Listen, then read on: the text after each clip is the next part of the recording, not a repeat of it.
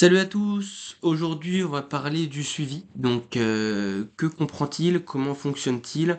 Si vous avez des questions à poser, j'hésiterai pas à y répondre après la vidéo, en commentaire ou directement en message privé.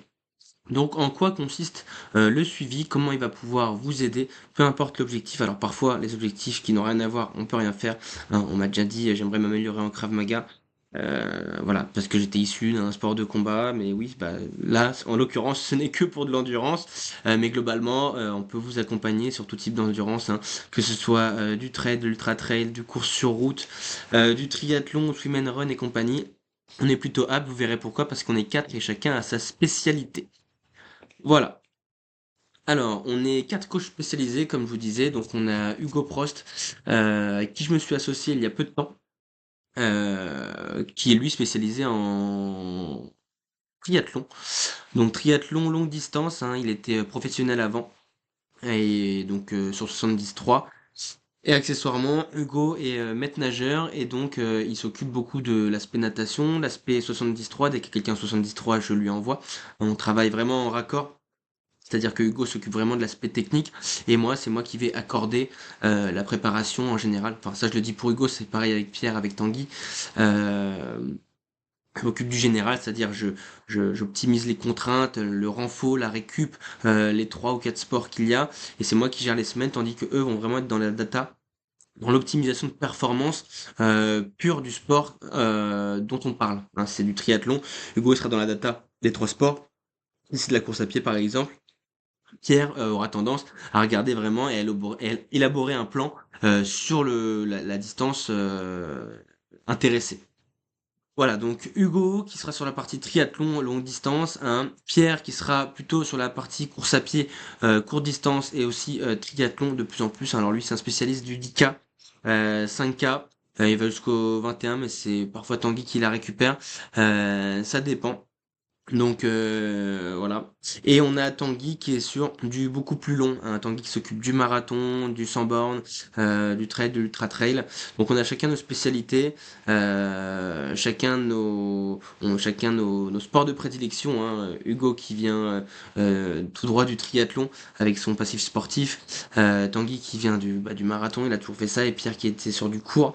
Moi j'ai un peu touché à tout, mais j'estime que chacun de leurs disciplines ont des choses à apporter au-delà de mes connaissances à moi, de mes connaissances et de mon passif à moi. Donc voilà, on travaille main dans la main et ça nous permet en fait d'être hyper efficient et objectif sur les planifs, hein, parce que parfois on n'est pas d'accord sur quoi mettre à qui, sur certains profils, et puis ça permet de discuter et puis d'avoir quelque chose d'hyper cohérent à la fin. Voilà, deux avis en valent toujours mieux qu'un. Donc la programmation en elle-même, elle se fera toutes les 2 à 3 semaines. Alors ça, c'est pas exhaustif, hein, ça peut changer. Au début, surtout, on fait des programmations qui changent beaucoup. C'est-à-dire que au début, on ne vous connaît pas. On ne sait pas comment vous allez réagir, on ne sait pas comment vous récupérer, on ne connaît pas vos intensités, on ne connaît pas toutes vos données, vos fréquences cardiaques minimales, maximales, votre VMA, votre FTP, tout ça, la même chose à pied qu'à vélo. En natation, on ne connaît pas grand-chose, donc on va vous tester, enfin tester, on va voir où on en est. Et puis au fur et à mesure, on pourra créer cette programmation sur une routine de 2 à 3 semaines. Mais au début, on préfère ne pas perdre de temps, c'est-à-dire envoyer 3 semaines d'un seul coup pour qu'au bout de 3 jours, on ait quelqu'un qui nous fasse changer la programmation parce que ça ne rentrait pas exactement dans ses besoins. C'était trop ambitieux ou justement trop facile. Donc au début, c'est vraiment un apprentissage. Hein. On s'imprègne de la personne et puis on change jusqu'à avoir quelque chose d'assez pérenne qui peut durer dans le temps et au fur et à mesure, hein, quand on commence à vraiment bien se connaître, la prog a lieu toutes les 2 à 3 semaines. Voilà. En revanche, même si cette programmation est éditée toutes les 2 à 3 semaines, on a un bilan obligatoire, volontaire et autonome à rendre de manière hebdomadaire. Donc tous les week-ends, on attendra un bilan.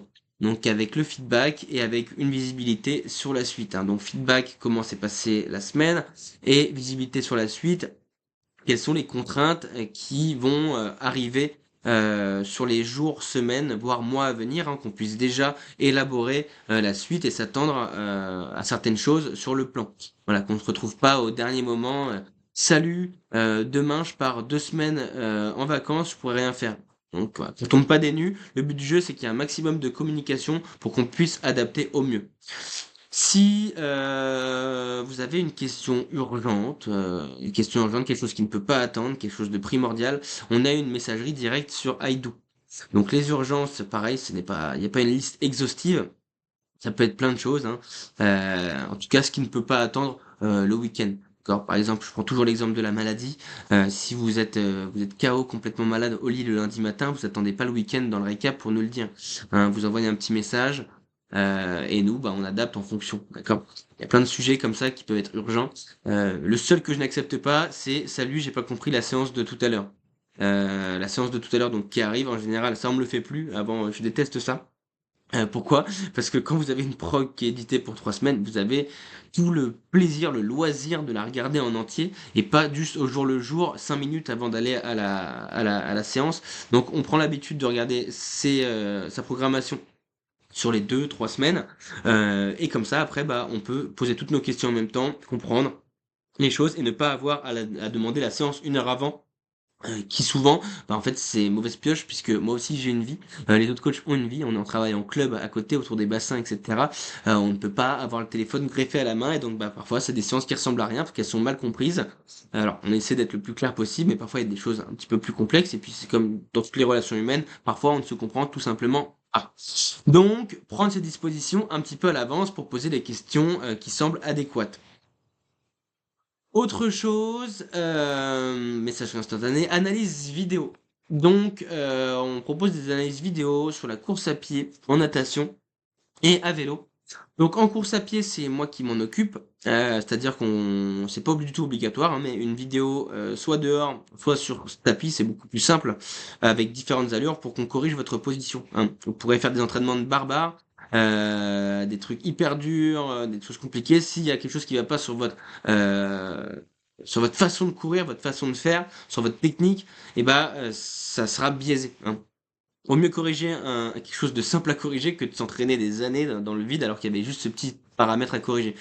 Alors, souvent il n'y a pas grand chose à corriger, mais nous en fait s'il y a quelque chose à corriger, on va le voir d'un coup d'œil, hein, ce qu'on ne peut pas voir quand on travaille sur soi, d'accord?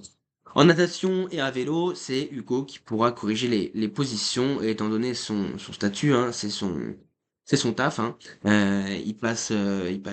Clairement une bonne partie de son temps sur les bassins. Il est prof de natation, donc voilà, il est dédié à ça. C'est pas une obligation, il n'y en a pas beaucoup qui le font. Je trouve ça très dommage. C'est une grosse partie de la performance à prendre en compte, hein, la technique. Il y en a qui préfèrent en faire qu'à leur tête, ou c'est une question d'ego, je ne sais pas. Mais voilà, c'est à apprendre. Si vous ne voulez pas, c'est pas du tout une obligation. Autre chose, document sur la nutrition. Donc le but de ce document, c'est d'abord dans un premier temps d'échanger. On vous envoie plus ou moins plusieurs documents, hein. Alors des choses plus ludiques, d'autres un peu moins ludiques, avec des questionnaires, des choses jolies, des PowerPoint, etc. Le but, c'est d'abord de tout lire. Et puis, au fur et à mesure, vous poserez vos questions. Qu'est-ce que je fais? Qu'est-ce que je ne fais pas? Qu'est-ce que je comprends? Qu'est-ce que je ne comprends pas? Toucher les points qui semblent vraiment pas clairs. Et le but, c'est de faire un gros point en début de suivi. Et qu'au fur et à mesure, on teste en fonction de, bien sûr, de l'objectif. Hein. Si c'est un ultra trail, ce sera pas la même chose que pour quelqu'un qui prépare un 10 km, mais chaque objectif a quand même ses spécificités et ses besoins en nutrition. On travaille toujours en endurance, donc on a besoin, quoi qu'il arrive, de nutrition. Ce sera pas forcément la même, mais globalement, il y a toujours un suivi à faire là-dessus. Donc, il y aura une phase de testing, hein. On testera différentes marques, le grammage de glucides ingérable à l'heure, par exemple, toutes ces choses qui sont obligatoires et que on n'aimerait pas découvrir pendant la compétition. Voilà. Et le but, dans un dernier temps, c'est quand même d'améliorer ça, parce qu'il y a toujours des points d'amélioration. Hein. On teste, c'est justement parce qu'on sait qu'il y a des choses qui ne vont pas marcher, donc derrière, on adapte. Ok? Une des dernières choses, un appel avant l'échéance. Hein. Donc l'appel, il va servir à quoi? Il va servir à faire une stratégie de course, parce qu'on s'engage pas sur un marathon comme ça, voilou, j'ai fait ma prépa, j'y vais. Non, une stratégie, hein. Alors ça dépend des personnes. Le fameux negative split, hein, que vous connaissez sûrement globalement tous. Euh, stratégie plutôt linéaire, stratégie inversée. Il y a plein de choses à mettre en place. Et puis, on peut surtout parler, faire un point mindset, hein, comment on se sent, comment je l'aborde. Hein, souvent, à l'approche d'un premier marathon, on sait pas trop comment on va faire. Donc, c'est hyper important d'en parler et de se faire un point.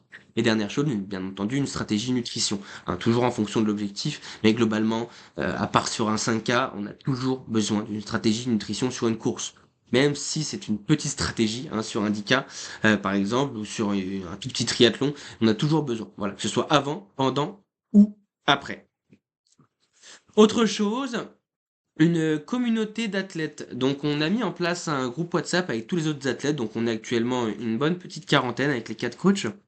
Donc vous avez du marathon en 2h30, vous avez du marathon en 4h50, vous avez de l'ultra trail, vous avez du 20 ans sans sport se remet à la course à pied, vous avez du triathlon, vous avez vraiment de tout. Et ça permet d'avoir quand même une émulation de groupe, hein, quelque chose avec de l'entraide, de l'échange de matériel par exemple, échange de bons conseils. Ça peut être plein de choses, hein. Par exemple, tous les week-ends, en général, il y a une compétition, c'est des encouragements, et puis c'est de la bonne humeur, quoi. Ça vous intéresse pas parce que vous êtes très bien dans votre vie sociale, vous n'êtes pas venu du tout pour ça, vous mutez. Ça vous intéresse, et ben vous prenez part, etc. À partir de janvier, on mettra en place une vidéo mensuelle systématiquement, hein, sur un sujet qui intéresse tout le monde et sur des créneaux qui rassemblent le plus de monde. Voilà, donc vous voulez participer, vous participez, vous ne voulez pas, vous participez pas, vous voulez être là, vous êtes là, il n'y a aucun formalisme, il n'y a pas d'obligation, donc c'est vraiment à votre bon vouloir. Voilà. On a aussi un club Strava mis en place avec les stats, etc., de manière assez subsidiaire, mais c'est toujours ça. Voilà. Et donc au niveau des garanties, en cas de gros problèmes, ou d'urgence, hein, les problèmes de la vie, hein, qui peuvent arriver, on touche du bois, bah on met le suivi en suspens, bien entendu. On n'attend pas, on laisse pas courir alors qu'il y a eu un gros accident ou une maladie qui s'est déclarée ou quoi. Hein, on met en suspens. Si vraiment on voit que c'est ad vitam aeternam et que derrière il y a aucune possibilité de remise en forme avant un certain temps, et ben on coupe totalement. Ok. Et on rembourse le delta. Le but n'est vraiment pas de repousser à l'infini, voilà. C'est de s'adapter aussi à l'athlète et d'être le maximum humain, hein. C'est ça qu'on essaye de faire en tout cas dans ce suivi. Vous pourrez regarder les témoignages et ceux qui sont actuellement dedans. On n'est pas une multinationale, on n'est pas une grosse machinerie. Le but, c'est quand même d'avoir de la communication, des retours, des feedbacks, une bonne humeur, une bonne ambiance, au-delà d'avoir une expertise sur la planification. Voilà, c'était globalement tout. Si vous avez des questions, n'hésitez pas à les poser directement en DM ou en commentaire. Je ne sais où vous trouvez de la place. Je me ferai un plaisir d'y répondre. Et puis, je vous souhaite une bonne journée et je vous dis à bientôt. Ciao!